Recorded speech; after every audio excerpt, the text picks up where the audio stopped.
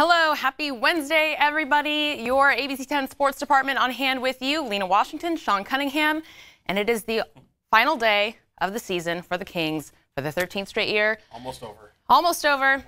One more to go. Tonight in Portland at 7:30, the Kings have a chance to get their 40th win, which would be their best record since they last made the playoffs. It's been a while since you've been able to say that. Sean, your mic isn't on. Oh, it's not on. It's not on. That makes That would help.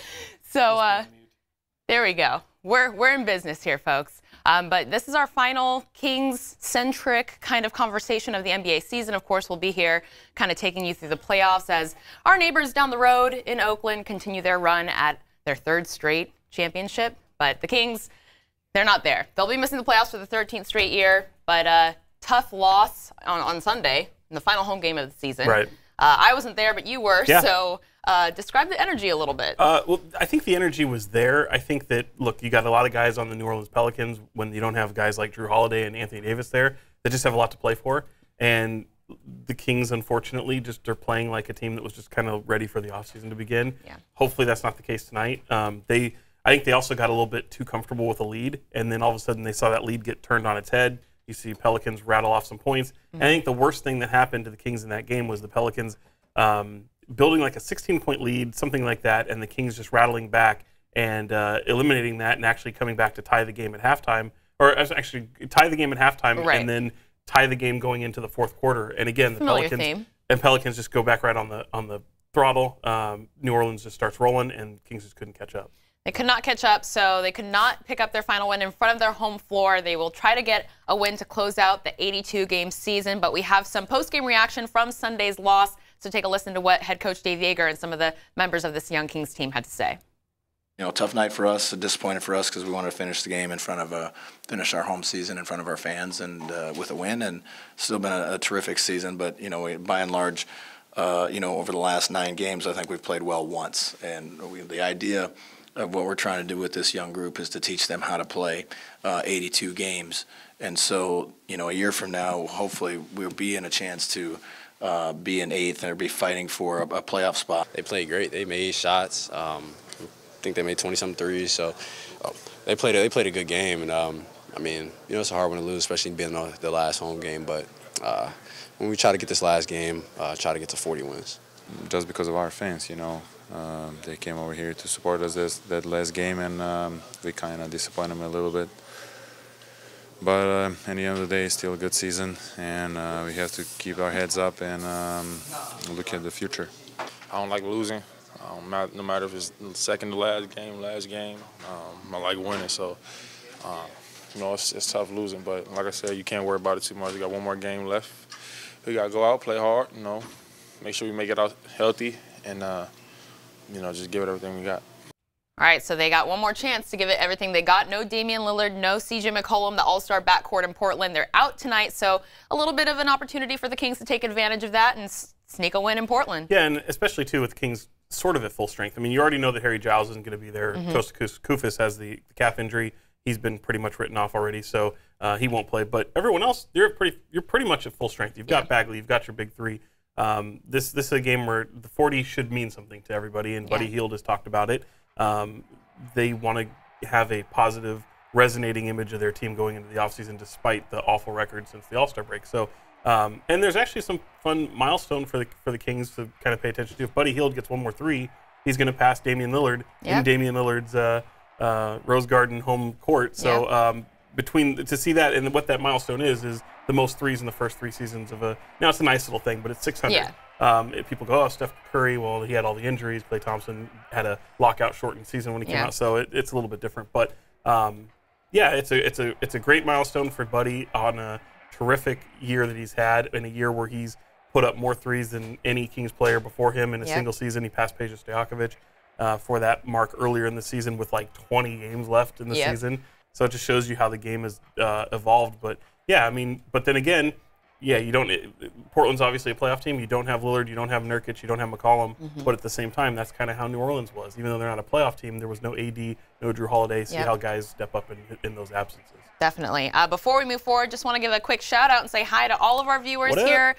We got a lot of them from the Philippines, from Wow. Willy Wonka's Chocolate Factory, from That's Oregon. something. That's something. That's a golden ticket right You guys there. are all over the place. Bring us some schnozberries for the I'm guy good. at they taste like schnozberries Do or the they? I've heard, wallpaper. yeah. Deborah Diggs says she's still proud of the Kings. Sacktown is home. Always root for the home team. Jim Ward says they need another strong center and veterans. So some Kings fans weighing in, some people just saying hi, hello everybody for watching. And of course you can go back and watch some of our previous weekly Kings conversations on our YouTube page. We have a full playlist with post-game reaction, all the stories we've done so far this season, what's been an exciting season in Sacramento for the Kings. But of course, one game and one question we have for you guys. Do you think the Kings will get to 40 wins? 40 wins would be one of the better finishes in this entire Sacramento era. They finished with 39 wins in 95 and 96. And then over the early 2000s, of course, they rattled off. They went from their biggest turnaround, I noticed, was from, I believe, 27 wins to 44, which is when they started that playoff run. And, they went for 10 seasons with 55 wins. I mean, those were the days. Those were the days that people are still yearning for here in Sacramento. But we're almost there. The Kings show that they had flashes of that, and the record shows that this is one of the better teams that they've had here in Sacramento. Yeah, we talked about that last week. I mean, to think that, you're at 39 wins, and even if you don't get 40, you're still in the top 10 of records in the Sacramento era. Yep. That's absurd. Yeah. That just shows you just how many awful seasons in high. I've lived here for most of them. So, so you can say that. Yeah, it's been bad. So, I think that, again, we've talked about it all year long, which is no matter how you feel about coming out of this All-Star break and this record, which is, I made a note of it, 9-15. 9-15 since the All-Star break, and then even since the trade deadline, they were, I think, 11-17. Yeah, so. And for a team that was really a 500 team all season, that's alarming. And I think when they go in to make certain decisions this offseason, those are some of the things that is going to resonate with the front office. That's not, look, it doesn't. I don't think it takes away the success of a good season, but certainly the playoff chase, the way you fizzle out, that is going to be a negative in the way in your evaluation, not only for players but coaches and front office. And look, I mean, we talked about it. I mean, you can't put a statistic or anything on chemistry. And when you make those trades, you're making the trades to get better, and you feel that on paper this makes you look better. But what do we know about stats on paper? I mean, that's all it is on paper. It doesn't translate to a basketball floor. Not to say that this current makeup with Harrison Barnes, Alec Burks doesn't mean playoff success next year, but certainly for this year. And it's also not to say that if they had not made those trades that they wouldn't have ended up this way. A lot of variables. Right. But it's also something that, look, you can Monday morning quarterback all of it, and this is the proof that's in the pudding, and this is what you have to evaluate. So these are tough decisions that are going to be made as they come into the offseason. Yeah, so even though tonight's game might seem maybe worthless or useless to some people, it's still a mark that the Kings can reach is 40 wins, and that's something that fans can leave as a feather in the cap of this season. And going into the offseason, of course, we got the news this week that the California Classic is coming back to Sacramento. Last year was the first run of kind of a mini summer league. The Miami Heat, the Los Angeles Lakers, the Warriors are going to be in town for, I believe, 4 days over the 4th of July week. Yeah, 3 actually. So it'd be 1st, 2nd, and 3rd of July. And each team is going to play 3 straight consecutive days. And the interesting part about that is having these teams that are also going to participate in the Vegas Summer League, which comes out at the end of that week.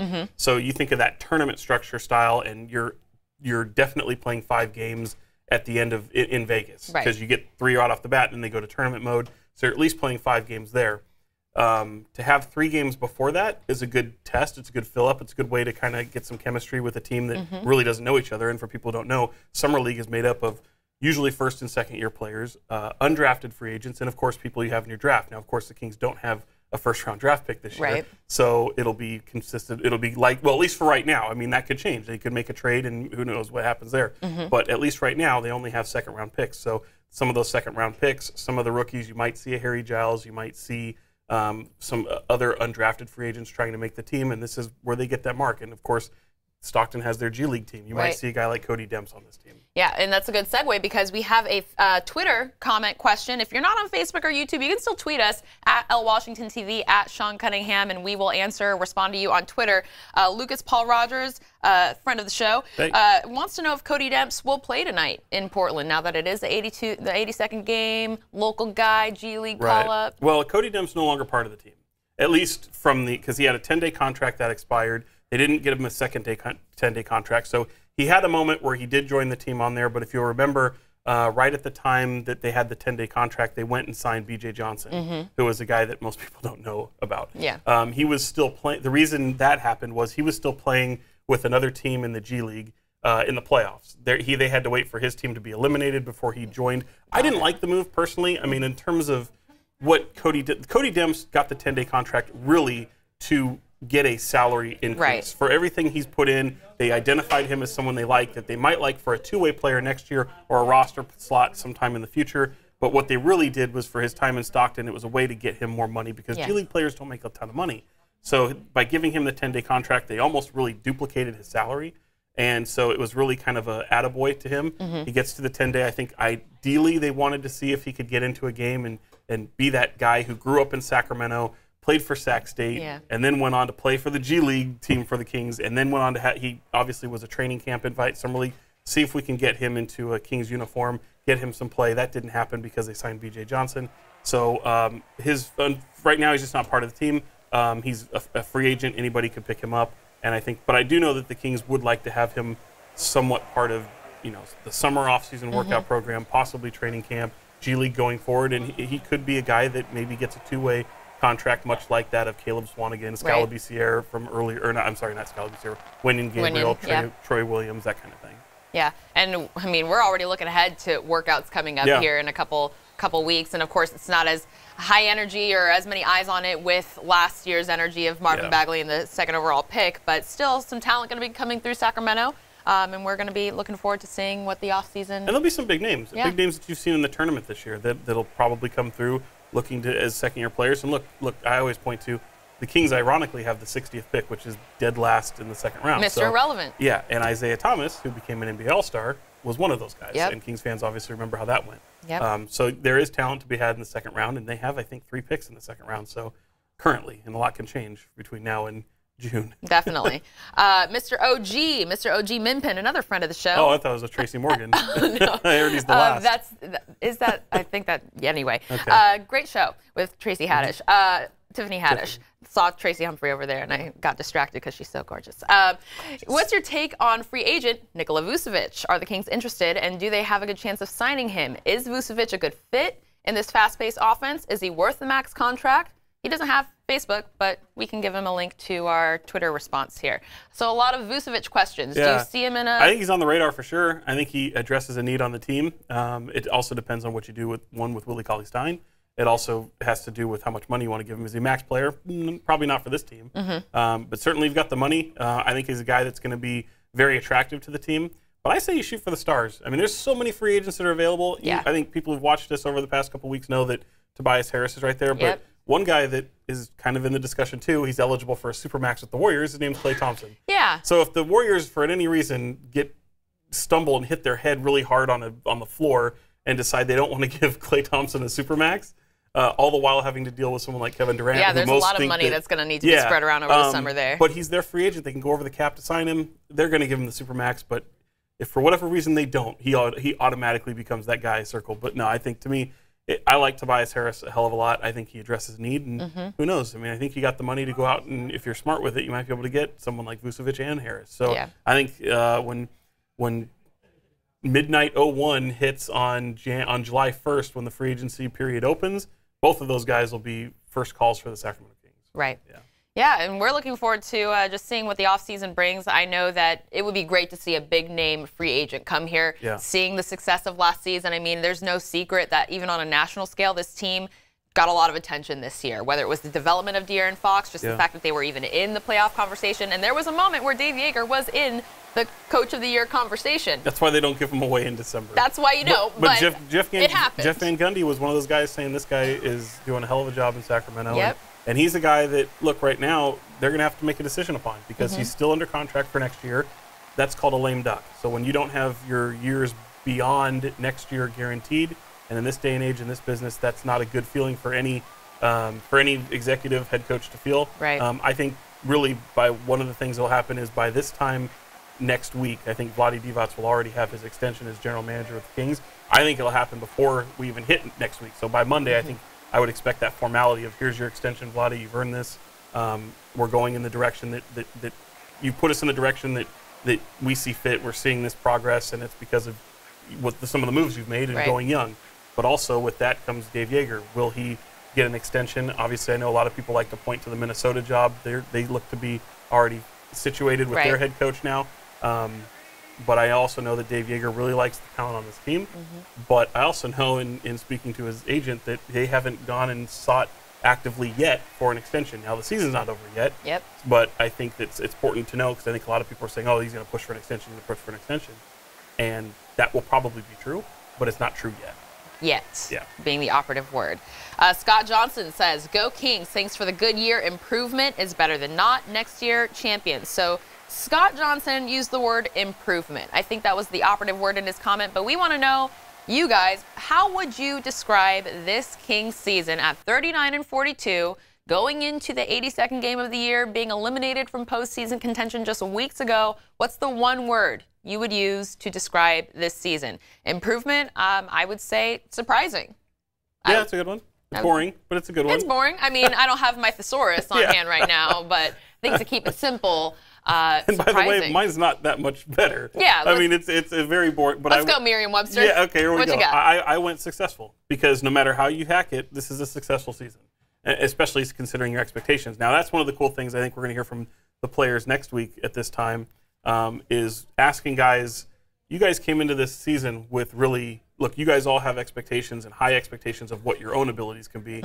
But nationally, and talking heads like us, we say, what are our expectations? And oftentimes those tend to be pretty right on with what happens. I mean, like it or not, media expectations tend to usually meet line in line with. That's why Vegas is undefeated, right? So Vegas is hard to take down the house, because they say your over/under for wins is this. Now, what are you going to?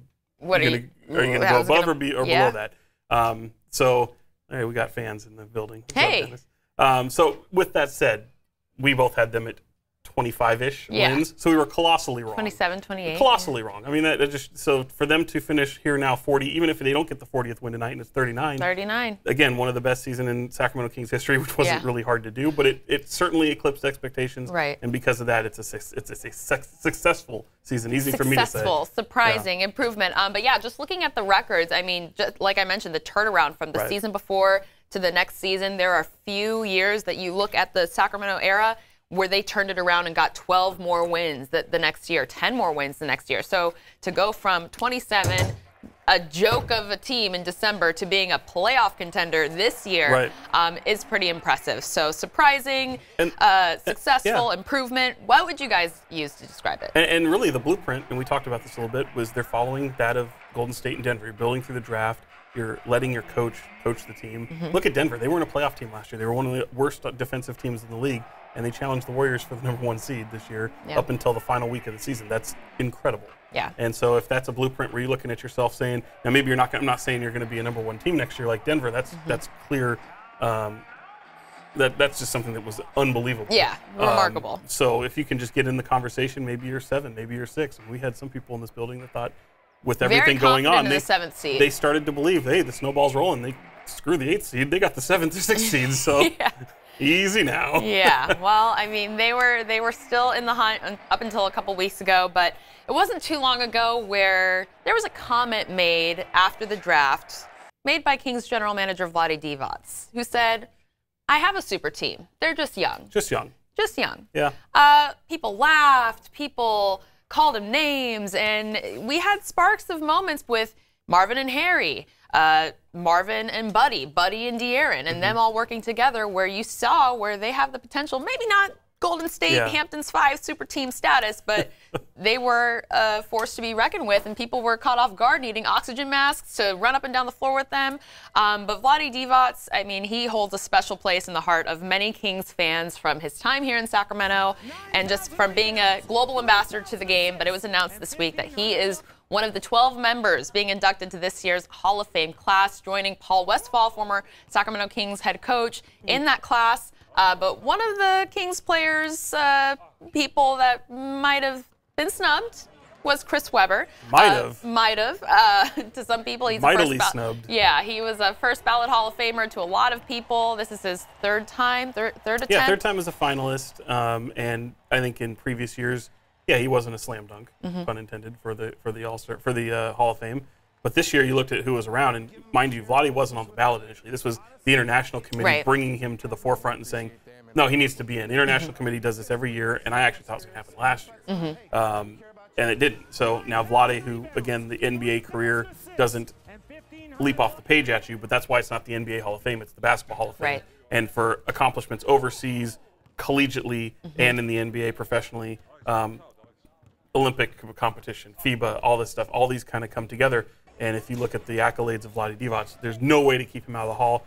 But we look at Chris Webber, what he did in college, and say what you will about what happened at Michigan, he was part of transforming a culture in basketball. And even though those banners came down, his accolades and his achievements as Player of the Year, statistically, those still are acknowledged. So because of his collegiate background, and you put that with what happened in the NBA as a 6-time All-Star, there's no doubt in my mind that that guy should be a Hall of Famer. And for guys that are in that category, Grant Hill, who I'm a huge Duke fan, and national champion, sure, but his pro career was riddled from injuries. He's in the Hall of Fame. Tracy McGrady is in the Hall of Fame. Yeah. Guys that compare similarly to it. Mitch Richmond, who is really, before Vlade, the only Sacramento King in the Hall of Fame, very well deserving of it as well. Right. And he has statistics similar to that of Chris Webber. So accolades, statistics, they all kind of go hand in hand. He's Rookie of the Year. He should be in the Hall of Fame.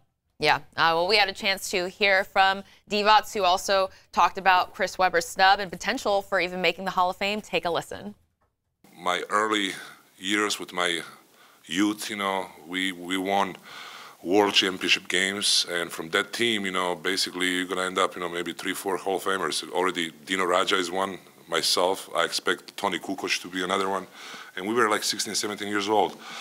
But then I made it to national team. We played in Olympic Games, so a few of those moments from Olympics were great for me. Winning the medals for my country. With Chris Webber, I know you want to see him go into Springfield as well. Just were you surprised he didn't get in this time?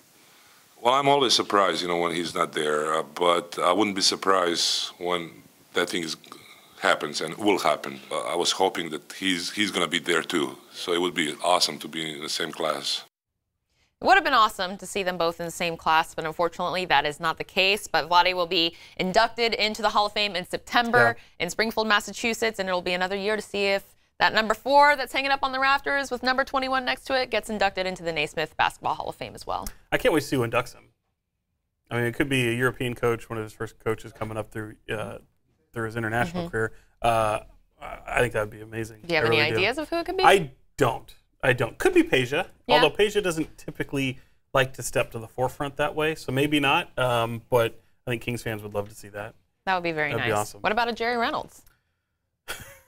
Yeah. Maybe? No, I think it's going to have to do more with somebody with the international side. Gotcha. I don't know his coaches internationally, but you always hear Vlade talk very fondly, and he was talking about in that press conference, which you can see on our website at abc10.com. There, he talks about so much of the coaches, the relationships he had, and of course, ESPN 30 for 30 has a brilliant documentary about Once Brothers. I think it's honestly, and with the exception for Down in the Valley, the Kings documentary, I think it's one of the best they've ever put together. It really is, and it follows him and it's a great story. It's really good. Yeah. Retold when you were in real time watching it, but to hear it retold and his country going through civil war while he was a crucial member to the Kings at this time while playing here. He'd go home and stay up all night and worry about his family and coverage of what was going on overseas in Serbia, which became Serbia at that time. It is crazy. It's really crazy. Yeah, so a lot of big news coming out of the Kings organization this week with the California Classic and Vlade Divac being inducted to the Hall of Fame. But some big news coming out of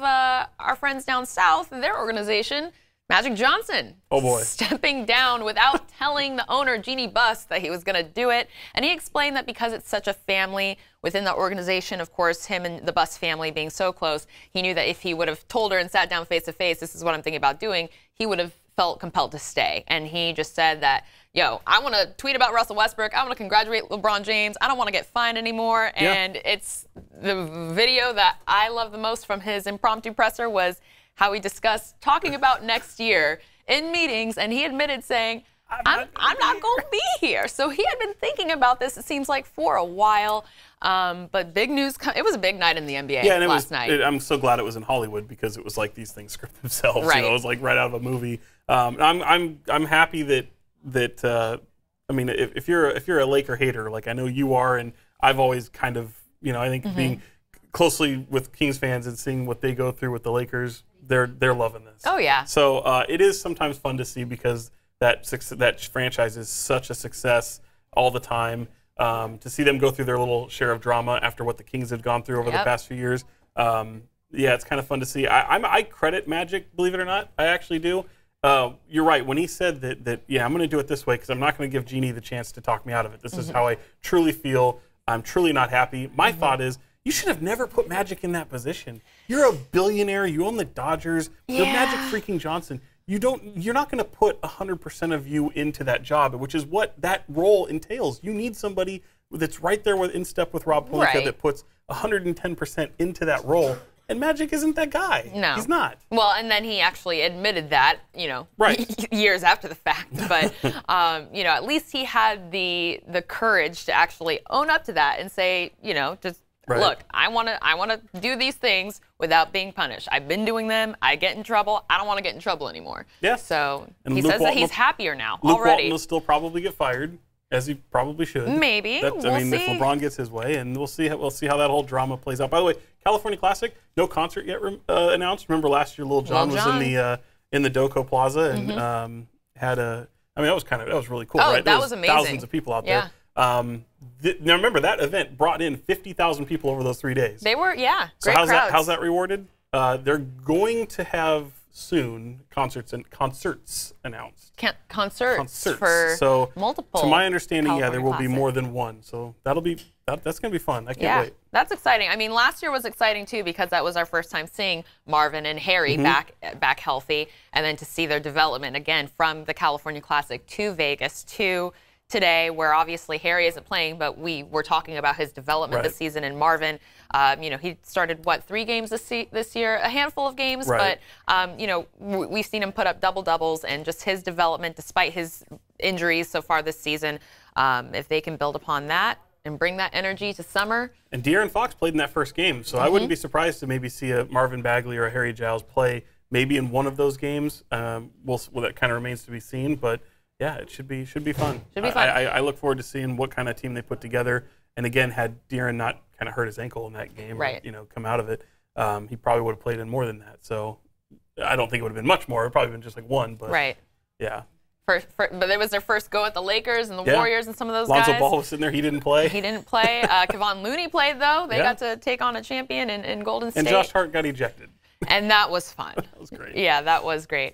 But yeah, I mean, this season, looking back even from the California Classic, the entertainment value I have to say that they brought to Golden One Center this season. I mean, we had Rob Bass, Too Short, Saweetie, a bunch of other performers that I can't even, B.O.B. I mean, Mike tons D of people. at the last game, Beastie Boys. Steve Aoki. What? Yeah. Mike D? I missed Mike D? Yeah, Mike D. Well, he's in Sacramento. He's a local guy. But yeah, I mean, just the just a matter of time until they have Papa Roach. He's right down there. They're always at the games. So. Can't wait to cut my life into pieces. Could have done without that. A bunch of added things. The Predictive Gaming Lounge we got to check out last week, or I believe last week. And that could be something that might be available to a lot of people in the future. Yeah, next right now season. It's just on the suite level, so if you're fortunate enough to get up to that bougie place, invite us.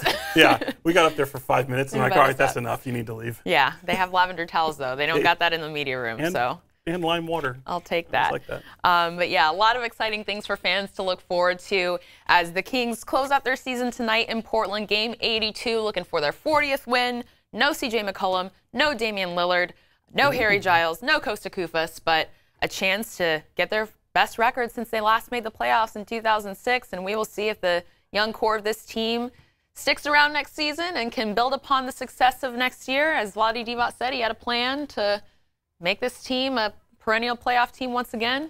He knows a lot about playoffs. He does, and he knows about bringing people together, and we'll see. He's going to be rewarded with a contract extension. He's going to be around a little bit longer. It'll be fun to see who they add in this offseason to help them get that push into the playoffs and see if you can build upon 39, 40 wins for next year. All right, 39 and 42. Let's see if they can improve on that record. 1 game left. We've got you covered throughout the entire rest of the year, really, up until the draft. We're going to be here next week talking about the playoffs as we cover the NBA on ABC 10. Of course, we've got you covered with a couple playoff games throughout the week. They start on Saturday.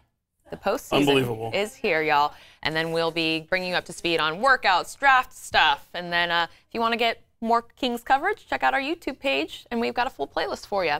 But until then, on Washington TV, Sean Cunningham, Twitter, Instagram, send us your questions, comments, concerns, dog pictures, anything like that. We want to hear from you. We'll see you guys next week right here on ABC 10, Facebook Live, YouTube at 3 o'clock.